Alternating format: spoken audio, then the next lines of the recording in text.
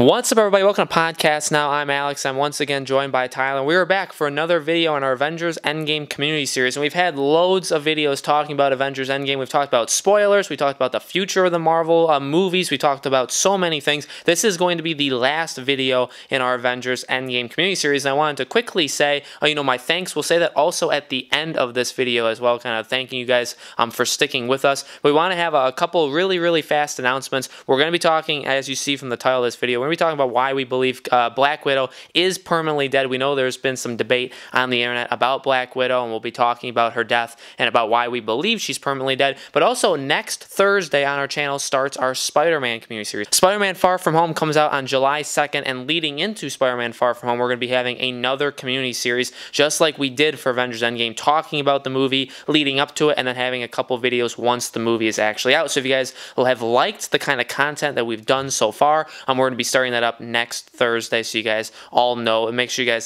subscribe, hit the bell icon so you guys know when these videos go up. So Tyler, Nat, Black Widow, died in Avengers Endgame. Pretty sad, very sad, kind of unexpected to me. I didn't expect it. I know people, spoilers were out there that she died if you were on the internet a couple days before the movie came out. But if you didn't, I would think that it was a decently surprising moment to some. Obviously, I think to us it was pretty obvious, at least, that she is permanently dead, that she's not coming back. But to others, it's not so obvious. So would you want to explain why we believe that? Yeah, when that is true what Alex said, is I think a lot of people weren't expecting it. I was and I wasn't. I was kind of 50-50. I think I even said it to Alex, I don't remember. I was kind of thinking it was going to be Hawkeye, honestly. But then the more I thought about it, like kind of going into Endgame, I was like, wait a minute, if they have to go to Vormir and it's a soul for a soul, whoever goes is going to have to, sacrifice themselves. So once it was Hawkeye and Nat, I was like, ooh, it really is 50-50, because I could see why they would do Hawkeye, and I can also see why they would do Black Widow, because she's getting a prequel. And why would you give somebody a prequel, not their own solo movie that takes place in the same age? And I was like, uh-oh, it's going to be her. So it made sense, but I feel like when I was watching Endgame in the theaters, they were going to Vormir, and literally like Nat and Clint are going up to that area, and Red Skull's there, and everyone, like, I could tell, like, nobody really, because there was like some laughs or whatever, and like nobody really, I don't think they were thinking like, oh yeah, wait, someone has to die. They weren't thinking that. And I was like, and I leaned over to my girlfriend, I'm like, one of them has to die, and nobody remembers. The way that we know that she's permanently dead, Black Widow, Natasha, permanently gone, number one is they actually tell us that in Endgame. Hawkeye said, when they're kind of mourning her death, he says that, like, it's a soul. This isn't a quote because I don't remember the exact quote. But what they say is, like, it's a soul for a soul. So Thor's saying that we could just bring her back, and then Clint basically says, like, no, we can't. And and he gets mad, and he says that you can take that up with I think he says the red guy or whatever he says, but he means Red Skull. And it's kind of, when you're listening to Red Skull talk to Nat and Clint when they're deciding who has to go, he says a soul for a soul. So obviously, whoever it is, when you die, that soul is then used to in exchange to give you, the other person, the soul stone.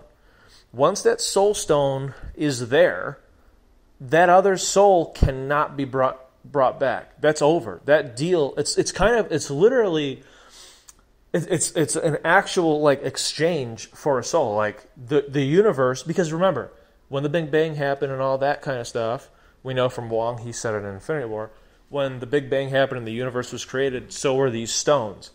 These stones represent the actual things that exist in the universe. So the time stone represents, it is the essence of time. Reality is the essence of reality. That's why they're able to control these things. So the soul stone is literally, in the way I see it, is what would be like life. But in order to get to be able to possess the soul stone, you have to give up a life. And that would be permanent. That would not be something that you could get back, just like they're not able to get Gamora back. She's gone. Then the way we know Gamora's gone from Infinity War is because they don't bring her back in Endgame. It has to be a different time period. It's a 2014 version of Gamora. It's not a 2018. She's dead. She's gone forever. And now that's Nat. She's dead forever. She's gone. They can't bring her back. And they made a point to tell us that. So what people are saying is they could just use the time travel, go back in time to a period before, literally a day before or whatever, they go, and bring her back into the present. But if they do that, we already know from Bruce Banner and from the Ancient One how that would create a new timeline. And we know from Doctor Strange, I think it's like Mordo or whatever. He goes off. And he's like, when you do that, it could create time loops and paradoxes and this and that, and reality can break. So literally, if they go back to any time period, and they go to, let's say, 2015 or 2016, or even, let's say 2016, Nat, and they bring her to the present, 2023. That would then cause, because she's not there, she just disappeared, that can cause that new timeline, that would be a new timeline, that could cause that entire timeline to completely collapse, and just reality, everything would just collapse and kill everybody. So they're the Avengers. They're not going to let a different timeline with billions of people, not billions of people, I'm sorry, that's just on Earth. That could cause the entire universe, that entire timeline universe to collapse. That would kill insane, I don't even think there's a word for the number of people that there are. They're not going to do that. And I know that they're not going to do that because they made the deal to, once we take the stones, we will win and we will come back and put them back. So that way there are no new timelines. So we'll fix it. So that way everything's okay. They made sure of having that as part of the deal to get that time stone from the Ancient One. So if they're going to make that deal to not cause any problems, they're going to put everything back exactly where they took it from. They're not going to say one day, oh, you know what? I kind of miss Nat. I like her pretty face and her red hair. So let's go back and let's use the time machine. Let's go back in time. Let's pull her through. And I know that it'll cause a timeline, or it'll destroy that entire timeline, killing everybody in the entire universe. But that's okay. They're not going to do that. In fact, time travel will probably never be used ever again in any of these movies. That was like a one and done thing. There's just so many things that have been said in previous movies. Like I said, Doctor Strange, this Endgame, twice Bruce Banner talks about it, and the Ancient One talks about it, and I think even Tony Stark talks about it, if I remember correctly. So, they tell us so many times why time travel is so... I think even in one of the Ant-Man, like Ant-Man and the Wasp, with the quantum realm and all that, time travel and doing that kind of stuff, messing with time, is not...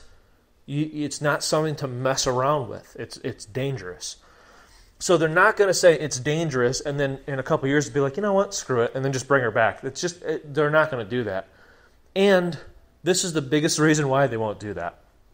Number one, this is why she has a prequel, so that they can still have her for a few more years. We still have Black Widow, but she just can't interact with any of these characters that we have. Currently, it'll probably be just a couple new S.H.I.E.L.D. agents or whatever. Maybe they have Hawkeye, I doubt it, though. So they can still have her, which I like. That's nice. But they're never going to bring her back to be in the present, and this is the reason why. The exact same reason why they'll never bring back Tony Stark. You don't ever bring back somebody who's made a sacrifice in a movie, because that's like the end of their character arc. When you make a sacrifice, that's huge. That is supposed to create almost a legacy. It's supposed to be something that everybody remembers. Her dying, her sacrificing herself, allows everybody else to live. You don't mess with that, because then it makes it where their death is meaningless. It makes their life meaningless. And you can never kill them or put them in any danger ever again, because how could you? Because everyone's be like, oh, well, they could just bring her back again. So, and Alex and I have had that discussion with other characters in other movie franchises where someone's died and they came back, and then they died and people are like, oh, they'll just bring them back. No, they won't, because they already used that trick and it won't work. So you don't do that. It would completely, and trust me, if you're somebody who wants her to come back that way with time travel and just bring her back, I guarantee you, if they did it, they won't. But if they did, you would be sorry. You'd be upset. Because it would ruin her character. And I promise you that. It just would. Because I know right now, even me, who I wasn't a fan of her, that made me really like her. Because I realized how much she cared. Before, I never got a read on her. Now I realize how much she cared, and it makes me look back and realize certain things that she said, and even different looks, and different things when she interacted with Captain America and the Winter Soldier. Different things she was trying to feel. And I get that now. And she finally was able to. I didn't get that before. Now I get that. If you bring her back, then it's kind of pointless. So it's never. I promise you, it won't happen. It just won't happen. They can't do it. They would ruin her entire character and any sacrifice any character has ever made. Stark, Quicksilver, anybody. So I just want to say thank you guys so much for watching our Avengers community series. It was a lot of fun. It was really cool to be able to do Avengers Infinity Wars community series last year. Then do Avengers Endgame, the community series this year, and because I do the graphics, it was fun to make like a totally new dynamic. It's cool, and yeah, I mean this movie was something that I've been waiting for literally a year, and now it's here, it's out. I honestly, I truly, I'm not just saying this. I actually feel, I feel like I haven't even been the same myself since I've seen it, which sounds kind of sad and pathetic, and it is. But I don't feel the same because I realized like not everything lasts forever, and it's kind of sad. And like these characters have been part of my life for so long, and now to see some of them go, it's weird. It literally is kind of like losing someone that you care about. It's really how it feels. So I'm really glad that we do have this platform here on YouTube with Podcast Now, with you guys in the community, to be able to kind of talk to you and to feel whatever you guys are feeling with you. It's just really cool. So we do obviously a ton of other community series, a lot of other things on this channel. So I really hope that you guys enjoyed what you saw so far from us. If you're new, please stay tuned because we have a lot more coming up. So yeah, so I'll see you guys in the next video, whatever video that might be. And I want to thank you guys as well. Like Tyler said, I mean, these are always, in my opinion, I say at the end of every kind of goodbye to the community series, these are my favorite videos to record on the channel. We record and we do so many different kinds of videos, but these community series with Tyler are really special to both of us. And we plan the year around what community series we're going to do on the channel, and Tyler works really hard on the graphics, and we obviously put a lot of effort into making videos go up every single day and editing it and all that stuff. So we work really hard on this kind of stuff, and it's always awesome to see people that share the same kind of thing. And like Tyler said, this has been such a huge thing, and to be able to, and we're never going to really see anything like it, and to be able to experience that with you guys and to be able to talk about it with you guys is really cool. And I know we're not the biggest channel in the world, but we're a channel that we try to be interactive with you guys, and this is just the beginning. Like Tyler said, we got so many more community series. We have community series that's still going on right now. We're going to be starting the Spider-Man community series next Thursday, like I said, so make sure you guys check out that. And we'll have community series for pretty much, we do it for the biggest movies and games to Tyler and I. Maybe not the biggest ones to people in general, but the ones that we find the most interesting. So, we're going to be back in the future with more community series. We're really excited for it. And if you guys want to go back and watch any of the past Marvel Cinematic Universe movies, I know Endgame is out, but if you want to go back and relive what got us basically to Endgame, you can check out a link in the description below. It's through Fandango now. It's an affiliate link. It helps us out on the channel if you go through and you buy or rent something through that link. If you guys are interested in doing that, they're having a sale on all past Marvel movies that they have on that site. You can link your Fandango VIP points. If you guys went to see Endgame, you bought it through Fandango, you can link those points through Fandango now. You can use them to rent or buy these movies. So if you guys want to go watch these past movies, they're having a sale on their website. You can guys go check that out. Again, and it helps the channel out if you guys choose to do so. Make sure you guys subscribe and hit that bell icon so you guys know when our videos go up. And this is just the beginning with us, so if you guys have liked what you've seen from these videos, we got a lot more coming up and just in years in general. So thank you guys. As always, we really appreciate you guys watching, and we'll see you on the next video.